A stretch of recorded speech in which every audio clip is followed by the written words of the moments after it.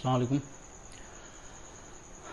देखिए, मेरे पास टॉपिक तो होते नहीं हैं ज़्यादा। उसकी वजह है मैं ना तो यूट्यूबर हूँ और ना ही इस फील्ड से मेरा कोई लेना देना है। एक्चुअली टास्क है मेरे पास ये कि मुझे एक वीडियो रोज़ डालनी है। अब जब वीडियो रोज़ डालनी है तो मैं प्रोफेशनल तो हूँ नहीं, तो मैं कंटेंट कहाँ से लाऊँ, क्योंकि मैं इस पर वर्क भी नहीं करता हूँ फ़िलहाल। तो जो चीज़ मेरे दिमाग में आती है उसी पे मैं बोलने लगता हूँ, वो चाहे सही हो या गलत हो। मेरे हिसाब से वो सही हो सकती है, आपके हिसाब से गलत भी हो सकती है। अच्छा, तो लेटे लेटे मेरे 2-3 दिन पहले ये दिमाग में आया था।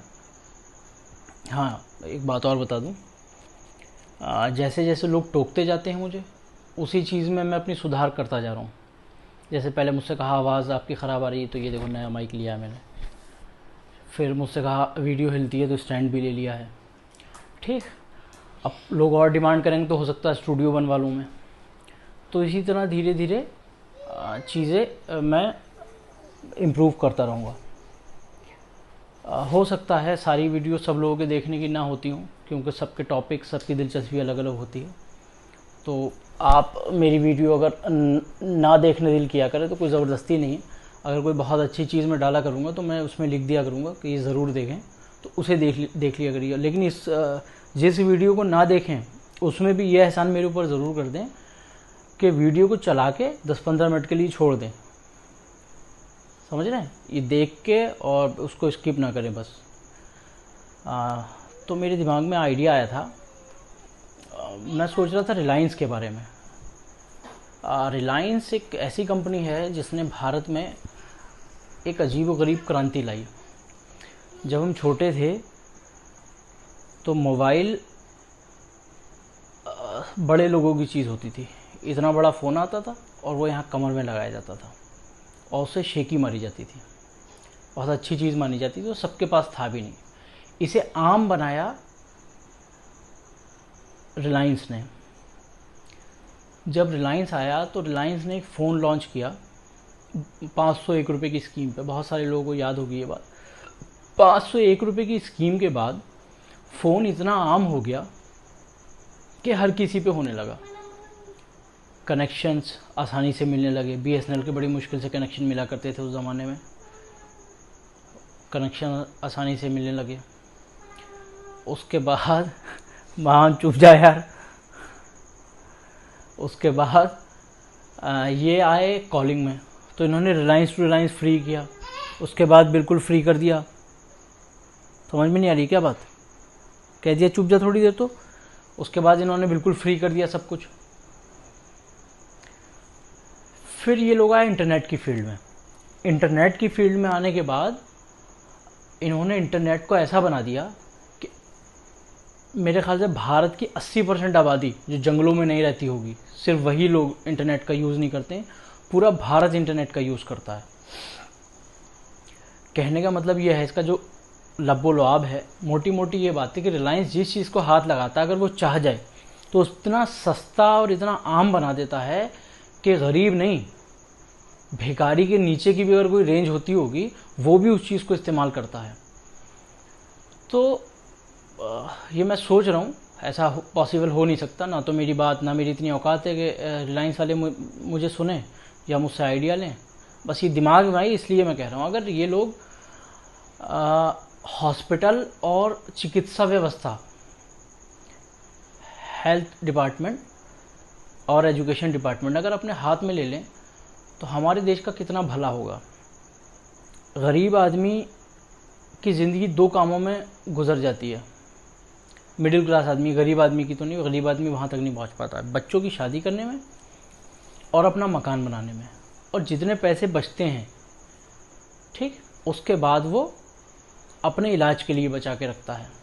और जो पूरी ज़िंदगी बेचारा वो कमाता है, वो बच्चों को पढ़ाता है कि अच्छी एजुकेशन मिल सके।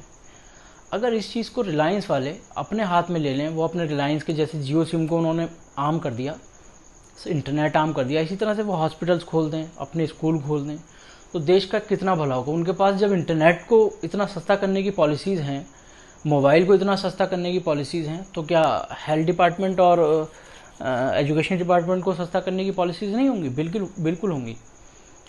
मोदी जी उनके दोस्त भी हैं, कंधे पे हाथ रख के कह दें एक बार कि यार अंबानी ये वाला काम करवा दो, इसमें हम बड़े परेशान हैं।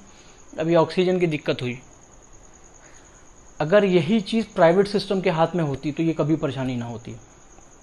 लोग मोदी जी का प्राइवेट करने का विरोध करते हैं, लेकिन मैं इसका साथी हूँ। मैं प्राइवेट होने में बुराई नहीं समझता हूँ चीज़ों की। एक्चुअली क्या है कि पासपोर्ट मैं लोगों के बनते देखता था, मेरे दोस्तों के और बहुत लोगों के पासपोर्ट बनते थे, तो मैं उनको देखता था। पासपोर्ट में महीनों गुजर जाते थे और किसी की कोई पूछताछ नहीं हुआ करती थी। उसके बाद पासपोर्ट अपने हाथ में लिया टाटा कंसल्टेंसी ने। जब टाटा कंसल्टेंसी ने पासपोर्ट अपने हाथ में लिया तो मैंने अपना पासपोर्ट बनवाया था शायद 2012 या 13 में।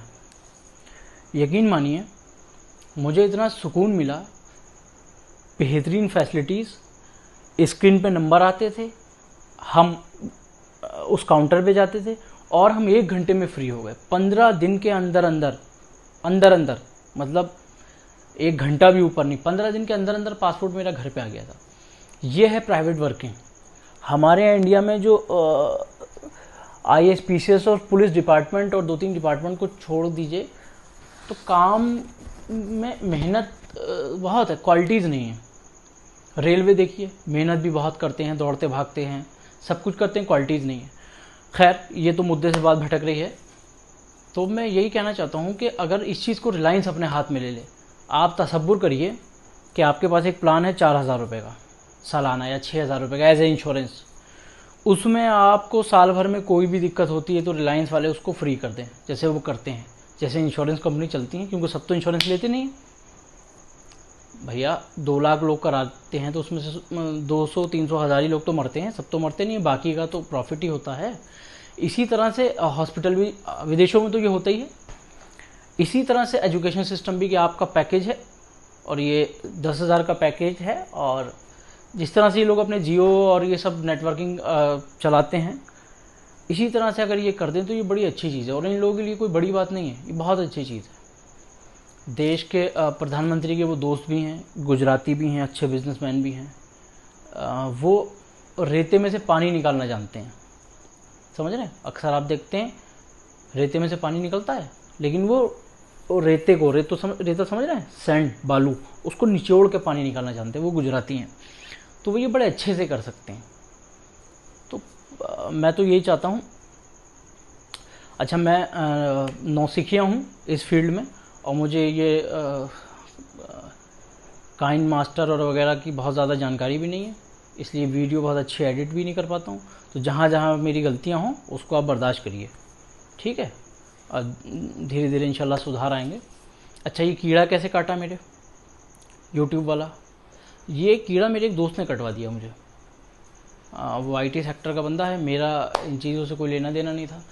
तो वो उसने मुझसे एक दिन कहा कि जो मशवरे और जो बातें लोग तुमसे सड़कों पे पूछते हैं और तुम अपना वक्त बर्बाद करते हो सड़कों पे, ये वक्त अगर बर्बाद ना करके तुम यही मशवरे और यही बातें अपनी यूट्यूब पे करो, तो अगर कुछ लोग विरोध करेंगे तो कुछ लोग उसमें सपोर्ट भी करेंगे, तुम्हारा फ़ायदा भी होगा। फ़ायदे से मुराद पैसे नहीं है, पैसे तो अल्लाह का शुक्र है ठीक है मेरे पास। फ़ायदे से मुराद है फेमस होना। देखो, कौन फेमस होना नहीं चाहता? सब चाहते हैं। सब चाहते हैं कि हम कहीं खड़े बताशे खा रहे हों, भीड़ लग जाए, लोग फ़ोटो खिंचाएं। यही हमारी ख्वाहिश है, जैसे सबकी होती है, कोई नई चीज़ नहीं है।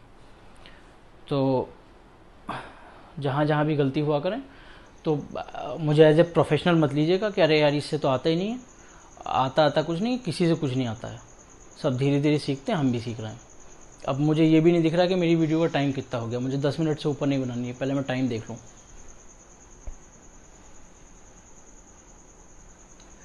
9 मिनट 19 सेकंड हो गए हैं और 10-11 मिनट की मुझे वीडियो बनानी है। तो अगर कोई ऐसा आदमी मेरी वीडियो सुने जो ये अंबानी तक मेरी बात पहुंचा दे या प्रधानमंत्री तक मेरी बात पहुंचा दे, अरे कोई किसी भी बड़े आदमी तक मेरी बात पहुंचा दे, तो इस बात पे गौर करने वाला है कि अगर ये लोग हॉस्पिटल अपने हाथ में ले लेते हैं, ये बेसिक चीज़ें हैं, ली तो बहुत सारी चीज़ें जा सकती हैं, हमारी रोडवेज, हमारी रेलवे, बहुत सारी चीज़ें ली जा सकती हैं, एक नहीं, मतलब हज़ारों चीज़ें ली जा सकती हैं, लेकिन जो मेन चीज़ है वही नहीं ले रहे हैं। एयरपोर्ट खरीदे ले रहे हैं, तेल के पंप खरीद ले, सब खरीद रहे हैं। जो बेसिक नीड है, जिससे भारत की आत्मा जुड़ी हुई है, 80% लोग जो भारत के गांवों में रहते हैं, जिन्हें इलाज नहीं मिल पाता, शिक्षा नहीं मिल पाती है, वो लोग परेशान रहते हैं। आपको शायद अंदाज़ा नहीं है, गांव में लोग 40-50 साल की उम्र में मर जाते हैं। पता है कैसे? बैंगन की खेतों की दवाई छिड़कते हैं, उनको ये तक नहीं जानकारी है कि ये कैसे छिड़की जाएगी, वो छिड़कते छिड़कते मर जाते हैं। मेरे कई जानने वाले मरे हैं। कुपोषण है, कुपोषण भारत में बेइंतहा लोगों में, मेरे कितने जानने वाले हैं, उन्हीं में कुपोषण है। इतने दुबले पतले काले और मिस्कीन लगते हैं वो, कुपोषण के शिकार। तो ये जो बेसिक ज़रूरत है, शिक्षा और चिकित्सा, इससे क्या होगा? अगर शिक्षा और चिकित्सा ये लोग अपने हाथ में ले लेते हैं, या इस तरह से कहिए, शिक्षा और चिकित्सा से अगर आदमी बेफिक्र हो जाता है, तो उसका जो ध्यान है वो आविष्कार की तरफ जाता है। समझ रहे हैं? अब हम रोटी रोटी को परेशान है, क्या आविष्कार कर दें? अब आदमी इंडिया से ये तवक्को करता है कि ये तोप मार दें, चांद पे भी चले जाएं, और साहब ऑस्कर भी यही जीतें, सब कुछ करें। कैसे जीत लेंगे यार, खुद बताओ। पेट भूखा है, आइडिया आएगा यहाँ पे, आइडिया आएगा सिर्फ रोटी का, कैसे रोटी खाएं। तो जब आप दो चीज़ों से, एक एजुकेशन से और एक हेल्थ डिपार्टमेंट से, इंसान को अगर फ्री कर देंगे, तो वो बहुत ज़्यादा मेहनत पैसे कमा के बचाने में नहीं करेगा कि इलाज के लिए, वो अपने इलाज की तरफ से बेफिक्र हो जाएगा। एजुकेशन, बच्चों की एजुकेशन के लिए वो बहुत ज़्यादा परेशान नहीं होगा। जिस तरह से लोग आजकल होते हैं, 20-20, 22-22, 25-25 लाख रुपए डोनेशन देके लोग बच्चों को पढ़ा रहे हैं, वो जब इन चीज़ों से फ्री हो जाएगा। देखिए, दो बेसिक चीज़ें, एक ज़िंदगी और एक बच्चे, इससे बढ़कर मुझे तो नहीं लगता कोई चीज़ है। तो जब इन चीज़ों से वो फ्री हो जाएगा, तो फ्री होने के बाद हर आदमी अच्छा काम कर पाएगा। मैं खुद अच्छा काम कर पाऊँगा।